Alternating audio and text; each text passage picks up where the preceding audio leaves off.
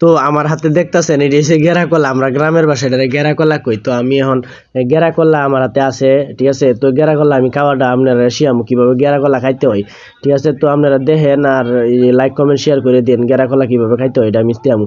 তো প্রথমে একটা গেরা কলা আমি ছিটতাছি, একটা গেরা কলা লমু লইয়া মানে এইভাবে ছিলবেন আর কি। এই এক মাথা থেকে এইভাবে একটা টান দিবেন, এভাবে আরেকটা টান দিবেন, এভাবে আরেকটা টান দিবেন, এভাবে আরেকটা টান দিবেন এক সাইডে দিয়ে পরে মনে হয় যে খাওয়া শুরু করে দিবেন। আমার কাছে সেই স্বাদ লাগতেছে, আসলে গেরা কলা খাওয়ার স্বাদই অন্যরকম। সেই স্বাদ, আমার কাছে সেই স্বাদ লাগতেছে সাইফুল, সেই স্বাদ। আসলে গেরা কলা খাওয়ার স্বাদই অন্যরকম। আমি সবজি কলা খাই আলবাম, তো এইভাবে আপনারা কলা খাইবেন মূলত, বুঝছেন কি কইছি। তো গেরা কলা কিভাবে খাইতো এটা আপনারা আজকে শিখলেন। আর শিখলে অবশ্যই কতটুকু শিখতে পারছেন কমেন্টে জানাবেন, কমেন্ট বক্স উন্মুক্ত আপনাদের জন্য, ঠিক আছে। তো এই কলাটি ব্যাগটি আমি খামু এখন, তো একটা একটা করে কলা খামু। সেই স্বাদ লাগতেছে আমার কাছে, সেই গেরা কলা খাওয়ার স্বাদই আলাদা।